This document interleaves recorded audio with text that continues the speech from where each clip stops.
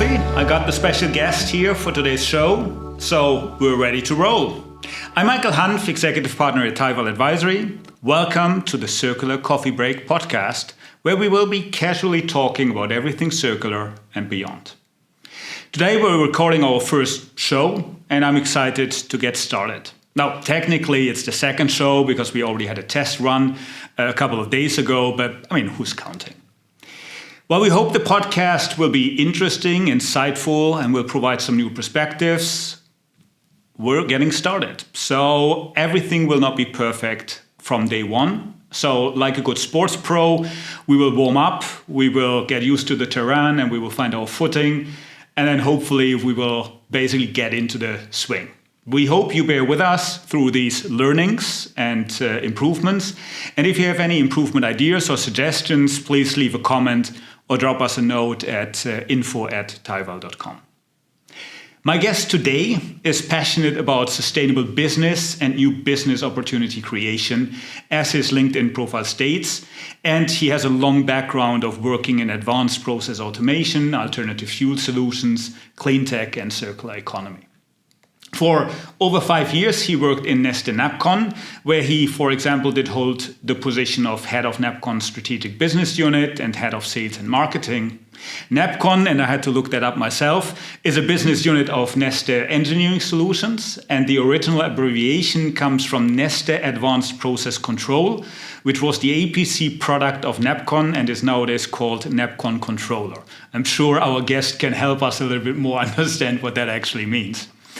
Anyway, from there he moved on to take responsibility for the algae initiative at Neste. Neste is looking into the use of algae as fuel and to support its renewable business in the long term. And some of the key topics in the algae initiative included business development, ecosystem building, co-creation of sustainable solutions, and development of partnerships. Since April 2020, he is the business development director at Tracegrow, a cleantech company that makes sustainable fertilizers out of micronutrients extracted and purified from recycled alkaline batteries and other sources. We will hear a little bit about that later in the podcast. I'm looking forward to jumping into all of that in our episode today. Thank you for joining me on the show today, Jaakko Nauha. Thanks, Michael, and thanks for having me here. It's really a pleasure, and I'm actually eager to look at our good discussion today. Yeah, I'm really looking forward. We had a short discussion already before we jumped in, so I think there will be a couple of really interesting topics that we will be touching on today. We met the first time when you were still at Neste, responsible for the algae initiative, and we discussed about the need to develop an active ecosystem to develop sustainable fuel solutions based on algae. Now, today, energy, and specifically energy from alternative sources, is in high demand. It's one of the top topics. So to get us warmed up, give us an idea of what did you learn in your time working in the algae initiative, and what are some of your key takeaways based for algae-based fuels? Yeah, gladly. There's a lot of things I learned, and there's a lot of, it was a privilege to work with such a big group of experts on different areas, so to say. But few things we also, on the algae side, we also kind of communicated that to the algae community in different events on the algae biomass summit, etc. But kind of if you work with algae, it's not automatically sustainable. Mm-hmm. So you kind of have to look at really how you're treating your basically your feedstock and what you're making out of it. So the process design and engineering and path concept makes a difference. Mm. So that was one of the things. Then regarding the ecosystem, it's and I think this is something that Neste is really good at, and we've seen in the past years a lot of good news, especially on the aviation side. But also kind of key learnings was that if you're building something new, that's you need partners, and you kind of need to work together. Mm-hmm. So it's not just like a simple transaction, but you're rather having an ecosystem where everybody gets something. Mm-hmm. So everybody has a motivation and meaningful role or kind of a reason to be there, so to say. And I was actually, surprised by the, the colleagues I had there, how many of them were like, for example, eating minimum 1 day a week, like a vegan option or vegetarian. So many people were not working there just to work for a kind of a known company that's really driving the field, but they also were extremely passionate about sustainability and circular economy, so to say. And a lot of how should I say, that kind of put the level pretty high up. So to really a little bit sum up is kind of like that. If you just talk about the upper level concept or like algae, it's not automatically sustainable, and then basically you need partners on different sections. So you can't do anything by yourself. But overall, I really appreciated the work there, and I kind of the shift from, you mentioned about the NAPCON and the process automation. So there we were basically improving existing processes and saving energy. And I found that was really motivating every morning. But once I stepped to the algae, it was like a scaled 100 times. So the potential is so big, and there's a room for making impact, so to say. But at the same time, maybe a additional learning was also that when there's a new thing, there's always the hype. Yeah. And the hype for algae was 10 years ago or so. And I mean, algae wasn't a new thing for Neste. So they'd been looking at it since 2007. But they'd been, how should I say, carefully watching it and taking a little bit step back when the hype was kind of crashing down in a sense, and seeing where it is. And it also shows that kind of after the hype, the ones who stay, those are the real players. And a lot of the algae companies had gone bankrupt because they had one idea or one concept that wasn't like going through the whole value chain or production. Like the worst, every 2 weeks I would have on average startup discussion with the algae company, run roughly.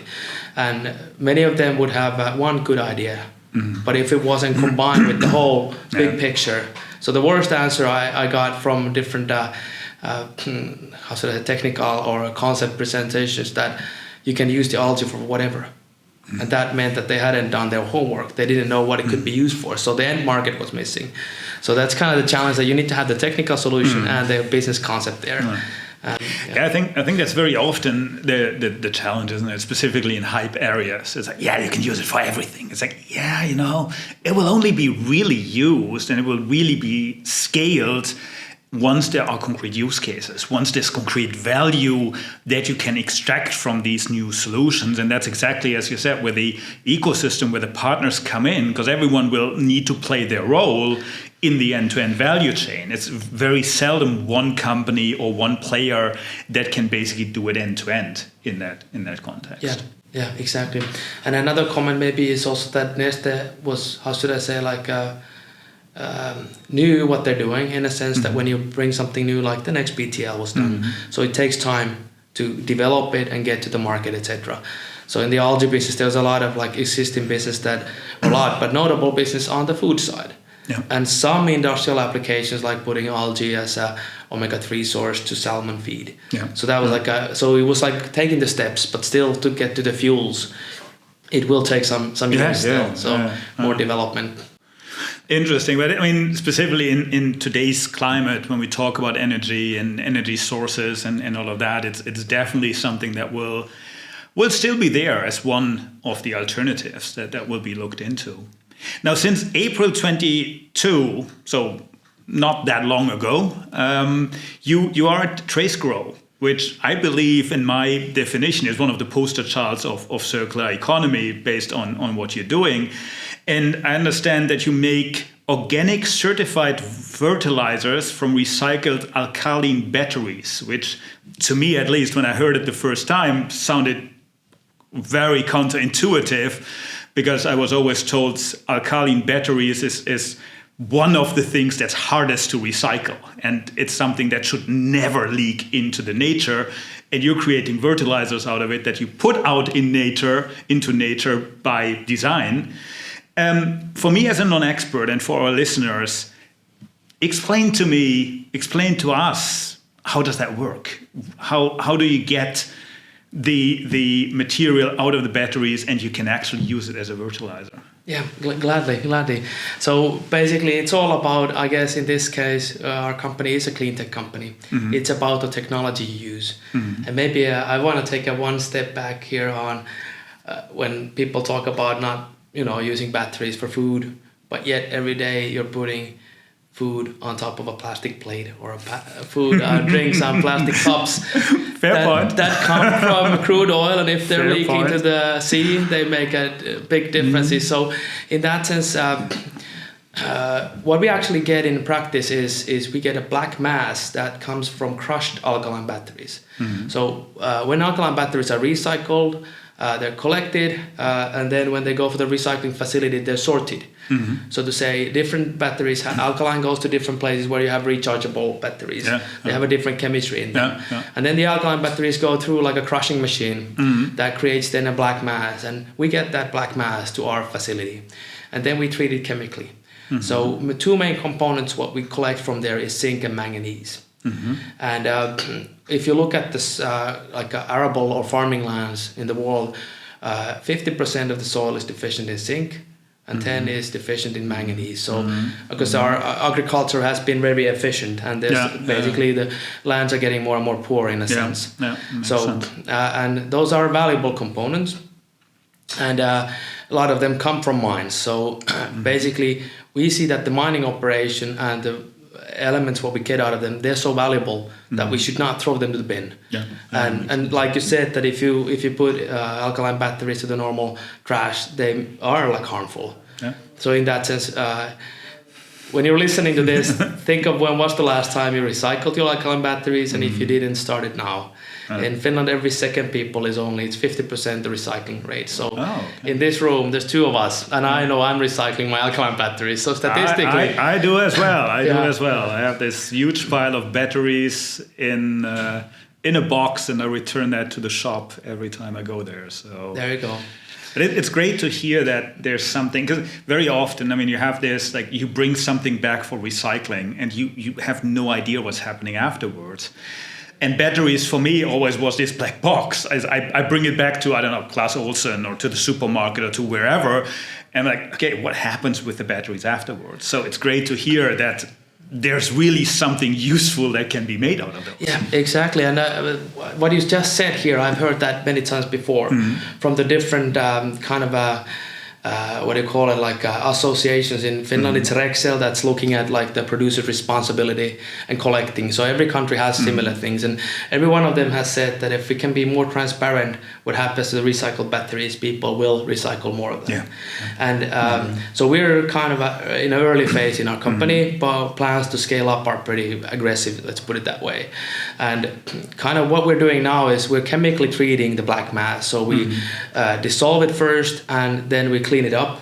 And in the end, we have a few different processes. So there's like a mechanical separation first to get the plastics and cardboard out. So those are different. And then we basically take the zinc and manganese, we dissolve them and get them separated. And then comes still a cleaning part where all potential like unwanted metals, for example, or harmful elements are separated. And then in the end, we have a safe fertilizer. That's we call it a micronutrient. So manganese and zinc are the main components, and typically it's applied to the field by spraying on top of the plant. So when the plant has leaves, you spray it on top of those, but also combining the spraying with coating the seeds beforehand. That's we've got really good results. So in Finland we actually did oats trials.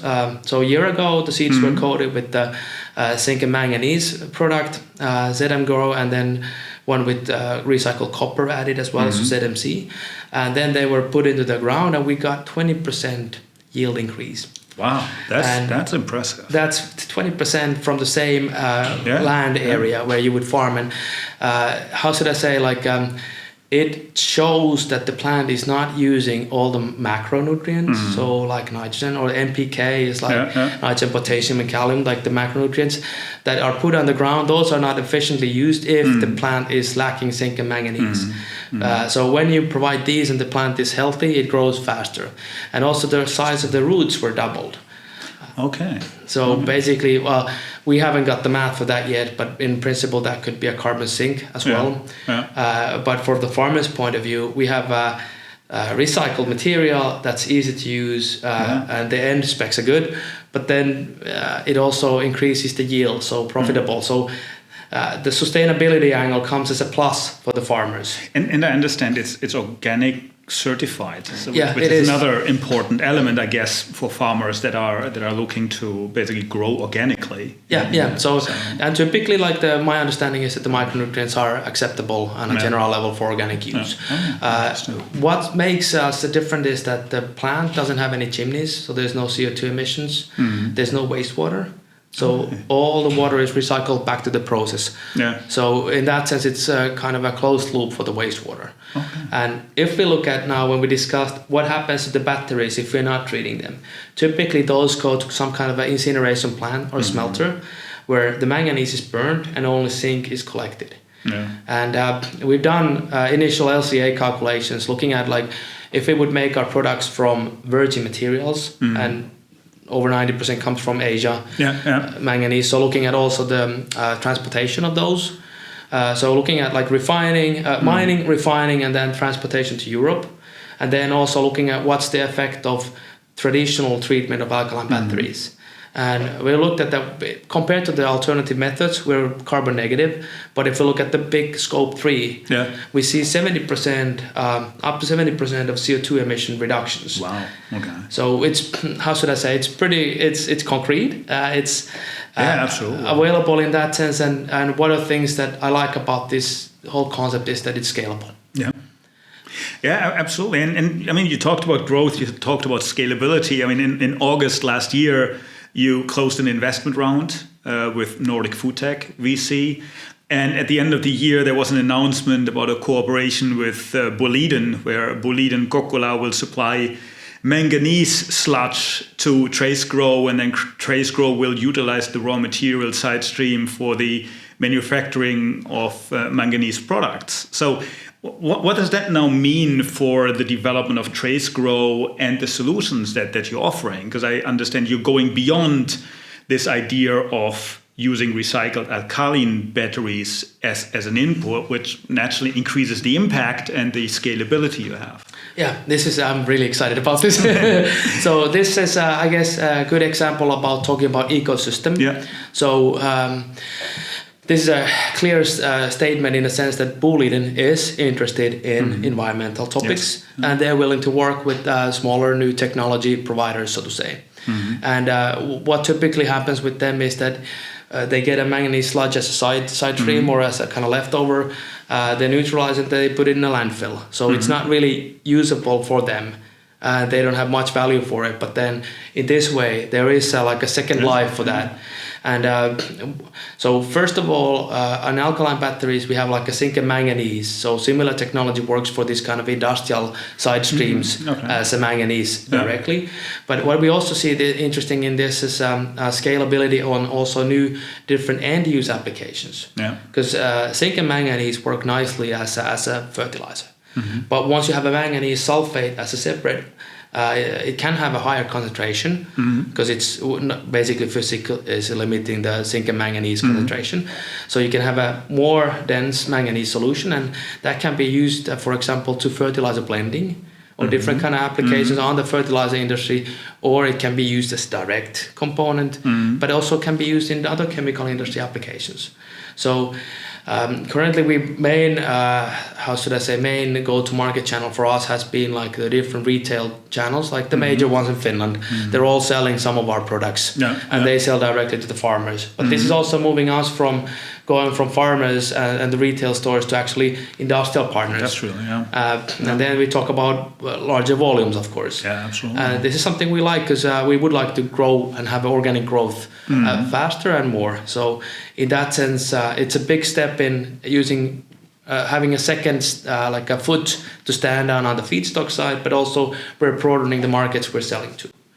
I think what's fantastic, and I think that's something we're seeing more and more, is that also companies like Boliden, but also many other companies are starting to look at their side streams, look at their waste streams as completely new ways of revenue, of providing products, of providing an outlet in that context. And in that context, that's exactly what you do. You basically give that side stream a new life, so to say, if you want. And you're actually not downcycling or basically reducing the quality, but you're basically bringing it to the market as a very valuable, high quality, highly sought after product at the end of the day. And I think that is so fascinating about that fact. Yeah, and I think that's kind of on the circular side, that you take a non-valuable feedstock and you turn it into something that's really valuable. And COVID, of course, made a difference. And then the things going on in Europe on this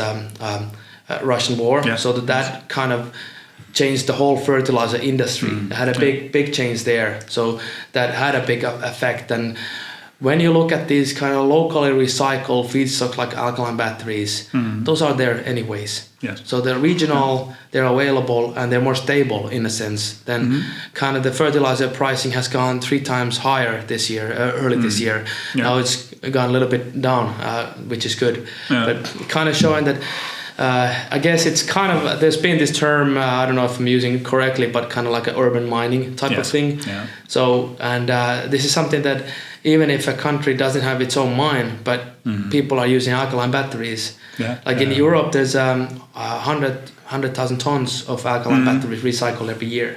So there's quite a big of a pool. In Finland, it's only 1,500. Yeah. So there's a tremendous potential, even just in Europe. Yeah, absolutely. And I read an article recently exactly about that fact, that supply chains are basically coming back onshore, and that we're starting to use more of our local resources. And as you said, recycling, urban mining, all of these things naturally become a whole different value in that context. Earlier, it wasn't of any value. Nowadays, it's a value in itself because you have the material close by. So I think that's a really, really excellent point in that context. Yeah, and I guess, well, I'm not sure, but I'll jump into this. But this, like, end of last year, there was a lot of, in a way, I think, bigger picture, positive news. But overall, like, the biodiversity was discussed a lot in December, and that was raised up. And when you do this kind of recycling, you're not increasing the burden on biodiversity. Absolutely. Rather, you're actually lowering the pressure to mine more the virgin materials.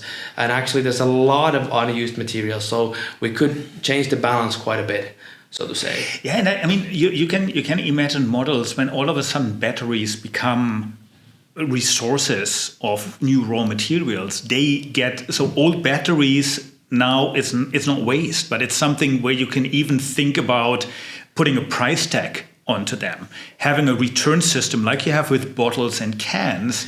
And with that, you naturally, I mean, if I get 5 cents back on my battery, I have a much higher incentive to return that than I have if it's basically just work for me to get it to a place and I don't even know what will happen with it afterwards. So I think you can think about all of these models where all of these raw materials that I read a quote once, waste is raw materials that haven't found an identity. So I think it's the same here. So you can think about all of these new models where you actually put a price tag, where you put a monetary value onto these resources. Yeah, so. And I think overall on the battery industry, the transfer to electronic vehicles is pushing a very positive pressure on it. So also in the end of the year, there was a discussion in Europe about the battery passport, and that's basically moving forward. So idea is that you kind of have an identification that where does the battery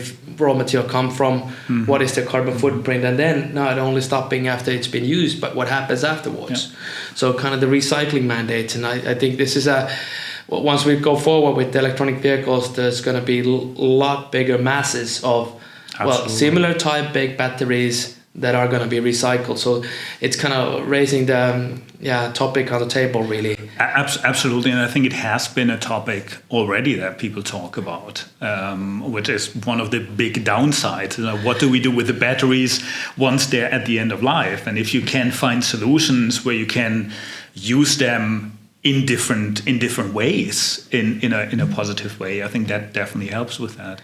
Yeah, and then kind of looking at the batteries, like how should I say, alkalines is different than lithium batteries. Typically with lithium batteries you have hoarding, like you have your own cell phones in a drawer at home and you don't know what to do with them and you're keeping them there and they might burn, etc. But with alkaline batteries typically it is so you either recycle it or you throw it to the bin.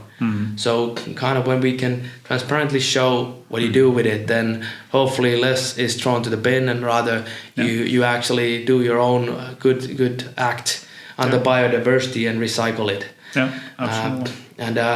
And kind of another topic in this section was also that now in EU there's been discussion about carbon tolls that would also cover the fertilizers.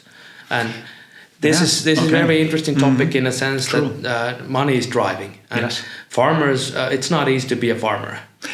Yeah. So everybody is running their own business, so to say, and money counts. So kind of course, we don't want to raise the fertilizer pricing for the farmers, and we've seen how bad that is for many, and they haven't been able to use it, so to say. But then rather, it's also pushing people to be more efficient what they have. Yeah, sure. So if you put macronutrients in them, and you could have, say, 20% less of macronutrients when you use micronutrients, for example. So you increase the efficiency, but also it doesn't really make sense that in Europe we have a strict emission restrictions, and then you get whatever from outside of Europe. So in a sense that puts a little bit of pressure, but it also evens the game that if you look at the recycled material, if it has, say, 5% higher price, we are actually very price competitive. So in that sense, it's good. But if it has a higher price, when you have the carbon toll, then you're actually putting a price value, or value rather, for the environment. Yeah, absolutely. No, and you know, I'm always a big fan of looking at the big picture. So if you look at one specific element, you might say like, yeah, it's a plus or minus. But I mean, you were talking about so many different things. I mean, if you have a higher yield of 20%, that's a direct monetary impact. And if we look around the world, there is a shortage in many places. So if you can increase the yield, that's a huge impact. The second thing you talked about, the carbon sink, the possibility because of the bigger roots, that could be a carbon sink. If that is true, there will be carbon trading schemes that you could potentially consider. I'm not sure if that's an option or something, but that is something you could. So you need to look at this from a bigger picture perspective. And I think sometimes we make the mistake of basically narrowing down on one specific element and basically making something bad because that one specific element doesn't work without really looking at what does that mean from a bigger. You mentioned biodiversity. Fresh water is a huge topic that will hit us very, very soon. So there's all of these things taken together, and if we look at those together, I think the picture becomes different than if we only look at the price of the fertilizer or of a specific recycled or circular product. Definitely, I fully agree. And kind of what I feel currently very empowering is the fact that we are basically increasing the yield of the crops. So we're supporting the global food issue that is there. But at the same time, we're lowering the pressure on the mining side. So we're affecting the CO2 emissions. And then at the end also the industrial side streams that are not used, or the alkaline batteries that could be harmful if not treated correctly. So we're solving a kind of a waste challenge in a sense. Exactly. So I mean, looking at that and looking at your role at the business development director, I mean, what are the next steps for Tracegrow? What is the end game? Where is all of this leading towards? That's a good question. We're looking for growth, and we have a lot of discussions with different partners. We're already selling to, I think, 17 different countries now, and how should I say, we're in an accelerated growth phase. So we've gone to the right direction. We've done a lot of good things, and now we're also looking for bigger partners that we want to work with that are capable to grow with us, so to say. But ideally, if you look at kind of like how should I say, what would be a dream come true? It would be that all the alkaline batteries would be collected, recycled, and treated into use, and also all the industrial side streams that are there. There are multiple different applications, so that those would be collected, and this way we would, in a way, how would I say, the food industry is not fully like a closed loop, but the battery, like the electronic vehicle industry is kind of looking at that. If you can, for example, rotate lithium, the food industry is different. But if from the mine to the food, if in between you the elements have a life of a battery for longer term, and they do something good, and then you use it for food, so then kind of you just have an intermediate step. And you're using it fully. Which naturally is the idea of circular economy, isn't it? I mean, you use material in different forms, in different products, in different setups, and then you can reuse them again and again in these different forms. So that's why I said in the beginning, I think it's somewhat of a poster child from a circular economy point of view. And maybe coming back to the future, what I've seen already in this short time at Tracegrow is that also the agriculture industry is changing. So, how should I say? The farmers are very aware of all the environmental topics and issues. They're interested in them. But also the big fertilizer companies, they do have their own how should I say, ideas, mentality, and they're seeing the change. Yeah. So world is changing. I guess question is more what is the pace, and who's going to be running it first, so to say. Yeah, absolutely. I think we have seen tremendous change in the world over the last couple of years in that regard. Awareness, but also willingness to do things.